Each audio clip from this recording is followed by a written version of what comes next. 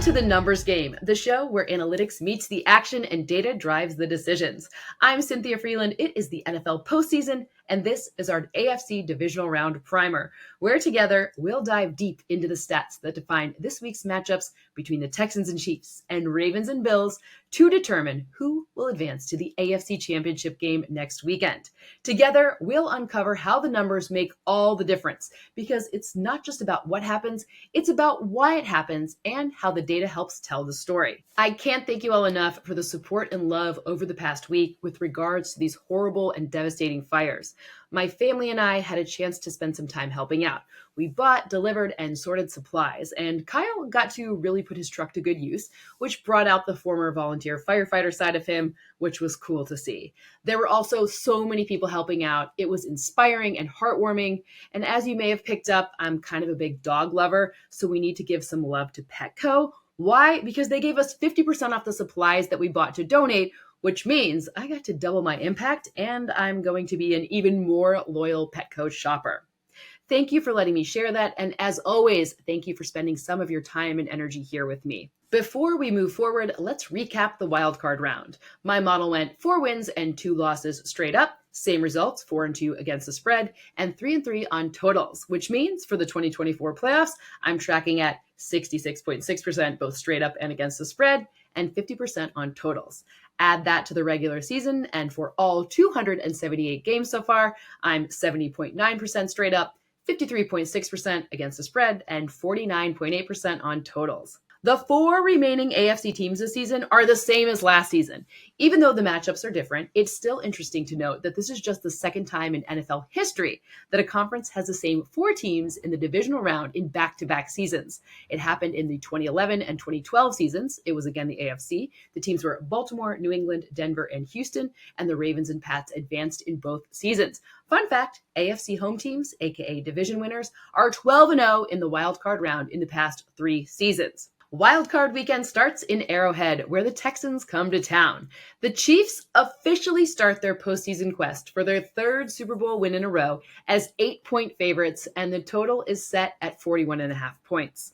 Just as a reminder, these teams faced off just a few weeks ago in Kansas City. It was week 16, and the Chiefs won that one 27-19. Last week, in their wildcard win, the Texans defense came up huge against the Chargers, to the tune of allowing a negative 0.58 EPA per play, which is the 4th fewest by any defense in a game this season, and that includes the playoffs. But if we only focus on the playoffs, this is the fewest in a game by any defense since Next Gen Stats started tracking in 2016. Their pressure rate was 50%, with Will Anderson, Danico Autry, and Danielle Hunter each having at least 5 pressures. Derek Stingley Jr. and Kamari Lassiter combined for 3 interceptions off of 7 forced tight window passes that came off of 15 total targets. That's insane. Lassiter did not allow even 1 catch on the 4 targets he faced as the nearest defender in coverage. Stingley and Lassiter have allowed the 2 lowest passer ratings as the nearest defender in coverage amongst all corners this season. If Houston wants to upset Kansas City, pressure and increasing the odds of turnovers would be big keys. Patrick Mahomes is 6-0 in his career in the divisional round with 0 giveaways in those 6 games. He's also on the longest interception-free streak of his career at 237 consecutive pass attempts. The Chiefs have 0 giveaways in each of their last 7 games, which is their longest streak without a giveaway in the Mahomes era.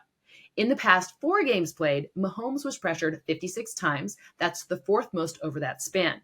17 were quick pressures and 9 were unblocked pressures, but he was only sacked once from weeks 15 to 17. As for the Texans offense, the note here is inbreakers are a key for CJ Stroud getting and staying in rhythm. He went 13 of 16 on such passes for 223 yards and a touchdown against the Chargers on these passes. That's the 2nd most yards he's had off of inbreaking routes in his career. And he also recorded his 2nd highest success rate off of non-pressure dropbacks for the season in that game. It was over 58%. Nico Collins had 104 of his 122 yards come off of these inbreakers, and also his touchdown. 60 of his 122 total yards came after the catch. Since the beginning of 2023, and including postseason games, Collins has the 6th most yak over expected among all wideouts at 299 yards. The Chiefs' defense allowed fewer than 20 points in each game between weeks 13 and 17. On the season, they had the second best scoring defense, allowing just 18 points per game. And Kansas City had 10 takeaways in weeks 15 through 17, which doubled their season total of only 10 from weeks 1 to 14. In that week 15 through 17 span, they allowed the fewest passing touchdowns, 2, passing yards per attempt, 4.7, the lowest opponent passer rating, 54.8, and had the most interceptions at 7, along with passes defensed at 23, which means that if Houston wants to win, their highest probability strategy will be, of course, to keep Stroud as clean as possible to help get and keep him in rhythm, but also to run the ball effectively from the beginning of the game. The rushing attack came after some heroics from Stroud in the passing game last week, but the better plan would be to script Mixon some success early on. As for the reigning world champs, here's the stat to use when people ask about the impact of rust and rest or whatever on Patrick Mahomes. He is 21-4 with 10 plus days of rest as a starting quarterback in his career. And yes, that includes the playoffs. That is 84%. It is the highest such win percentage by any quarterback since at least 1950. And to clarify, rest includes all games in which the player did not play or did not attempt a pass. One of the reasons is because, as Kurt Warner put it on Game Day Morning, the Chiefs' offensive game plan and players' attributes are less about timing and anticipation than other teams. Of course, it's great to give Mahomes a rest with his ankle injury, but maybe the most important thing to look at in this rust or rest argument for this version of the 2024 Chiefs is how it could possibly impact the O-line situation. Last we heard from Andy Reid in pressers on this issue. He said that they're rotating Joe Thuney and DJ Humphries in practice this week, and he was pretty non-committal beyond that. Since we're almost guaranteed to see a good deal of 12 personnel, the Chiefs used it at the highest rate in the regular season on about 35% of offensive snaps. We can look at past teams with similar attributes to see how they fared after time off. After a lot of research, math, talking to coaches, etc., the high-level takeaway is that those teams had lower pressure rates allowed on their quarterback and more yards per play from looks with 12 personnel after rest, and it lasted for about 2 games. Interesting. Here's what I think the math best supports. That with more time to prep, there are more solutions to help out a struggling part of an offensive line, and teams that are better with heavy personnel groupings tend to be better off. And if that doesn't work, one of the biggest advantages Mahomes brings to this specific matchup is his scrambling ability. 15 has a .97 EPA per scramble rate this season and is successful on 78% of scrambles, both of which are the most in the NFL, and his 2.9 rushing yards over expected on them are the 5th most. The Texans defense has allowed 1.02 EPA per scramble this season, that's the 2nd most, and 3.0 rushing yards over expected per scramble, that is 4th most. Just as a reminder, in their Week 16 matchup, Mahomes had 3 scrambles for 35 yards and a rushing touchdown against Houston. Since we didn't get to talk about the Chiefs last week, let's have a look at some of the season-long notes on this great defense to set the stage for some postseason strategies to watch. Chris Jones played 23% of his snaps on the edge this season, but on third down, that number ballooned to 47%. Offenses double-teamed him 20% of the time on the edge and 48% of the time on the interior. He has a .72 second get-off time and 23 pressures for 5 sacks from the edge, and he has a .9 second get-off time with 38 pressures and no sacks from the interior. George Karlaftis led the team with 8 sacks and a career-high 28 quarterback hits. Tershawn Wharton had a career-high 6.5 sacks with 4 coming in the last 5 games of the season. Nick Bolton earned 106 tackles, the most on the team, and added 7 quarterback hits. And Trent McDuffie has 2 picks and 13 passes defensed. Bottom line, I have the Chiefs with a 6-point win, 26-20, and this one ranks 3rd of the 4 games in confidence. Kansas City's defense and their blitzing production is a big source of an advantage. Overall, the Chiefs blitzed at the 5th highest rate, 36%, and they earned the 10th highest pressure rate when doing so at 44%. They also had the 7th fewest EPA per dropback allowed and 6th lowest passing success rate allowed. CJ Stroud was pressured on over 49% of his blitzed dropbacks. That is the 3rd highest rate, and he struggled to the tune of ranking 25th in success rate and 22nd in EPA per dropback against the blitz. But this is the divisional round, so let's go in even deeper. Kansas City zone blitzed at the fifth highest rate, 18%, and Stroud had 1 touchdown to 3 interceptions against this look. On third down blitzes, which the Chiefs do the third most often, 42% of the time, he has a 49 completion percentage with 1 touchdown to 2 picks. Want some more? Okay. The Chiefs use 2 high safety looks at the 4th highest rate, 52%. And Stroud has 8 touchdowns to 9 interceptions this year, which is a big step back from having 9 touchdowns with only 2 interceptions against this coverage last season. But man could be the spot for Stroud. The Chiefs play man the 8th highest rate, and Stroud's touchdown to interception ratio is 12-2. That's good, with a 105.7 passer rating. The weekend ends with fireworks. The Ravens travel to Orchard Park for a date with the Bills. Buffalo is currently a 1-point underdog at home, and the total is 51.5 points. This one is a rematch of a Week 4 game in Baltimore where the Ravens handed the Bills their worst loss since 2021 with a final score of 35-10. The Bills at 30.9 points per game and the Ravens at 30.5 were the 2 highest scoring AFC teams in the regular season. And this will be the first playoff matchup in NFL history between quarterbacks who each had 40-plus touchdowns and fewer than 10 giveaways in the regular season. The probable MVP is playing in this game. Which side he's on? We'll have to wait for honors to be sure, but it's extremely probable we'll be watching 2 quarterbacks who will finish first and second in MVP voting, and that hasn't happened in the divisional round since 1969. Lamar Jackson threw for 2,989 yards, 23 touchdowns, and had just 3 interceptions against zone coverage this season, with a league-high passer rating of 119.1 and a league-high in yards per attempt at 9.5 against it. The Bills played zone on 76% of dropbacks. That is the 8th highest rate in the NFL. They allowed 17 touchdowns with 12 interceptions. Opposing quarterbacks had a 93.8 passer rating, and that is the 10th highest in the league. Derrick Henry carried the ball 46 times for 428 yards and 2 touchdowns out of pistol formations. That was the most yards per carry at 9.3 by any rusher out of pistol formations since at least 2016. I bring this up specifically because he earned 127 yards and a touchdown on just 6 such carries in their Week 4 matchup. One thing that could be different this time from the Ravens' point of view and on defense that we pointed out last week, but now we need to even point out again because it's evolved a little bit, is Kyle Hamilton. Over the first 10 weeks of the season, he spent over half of his defensive snaps in the box or in the slot. He had an average depth from the line of scrimmage of just 5.3 yards. Over that time, the Ravens allowed the 3rd most passing yards and tied for the most touchdowns allowed to throws of 20 or more air yards.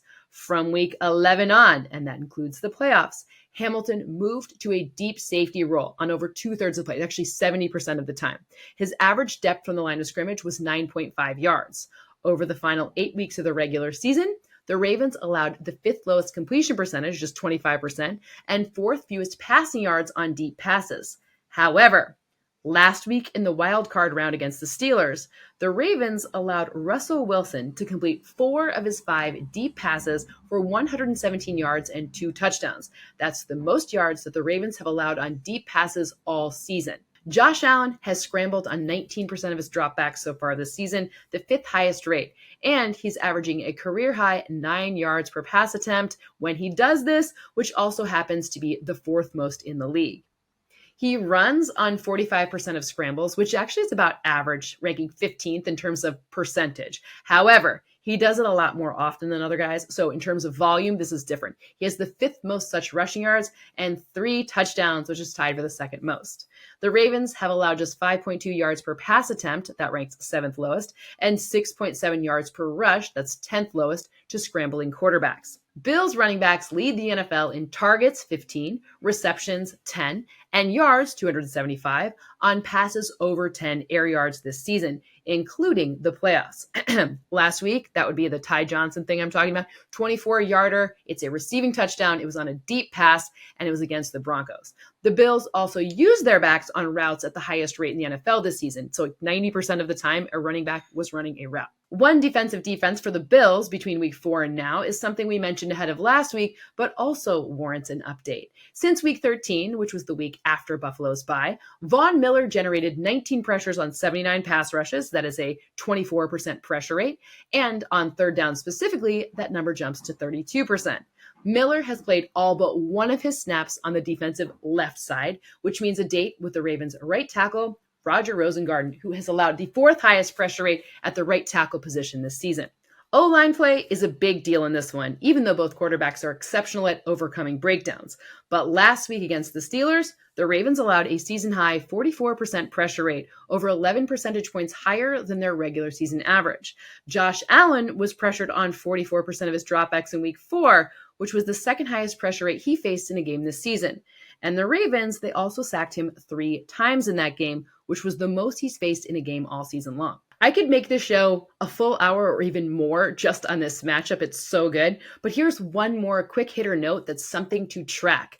Jumbo, as in the Ravens are coming off of a game where they used Jumbo 16 times. That happens to be the most that they've done so under Todd Monken. That's crazy. And on the other side, look for number 70. When Alec Anderson comes on as the sixth lineman, something the Bills use all the time. They actually use Jumbo the most in the league. This is where they do a lot of damage. They average 5.8 yards per play, and they've scored 13 touchdowns out of Jumbo.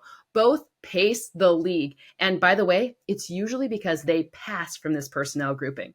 Bottom line, I have the Bills advancing 27-26. This one is my least confident of the week. Zero surprises there. 2 slight edges for Buffalo drive this win. First, Josh Allen on intermediate passes. These are those 10 to 19 air yarders where he has the second most EPA per attempt and is the only passer with 8 or more passing touchdowns along with 0 interceptions. The Ravens defense has allowed the 5th most EPA per intermediate pass. The second advantage comes from passing against man coverage.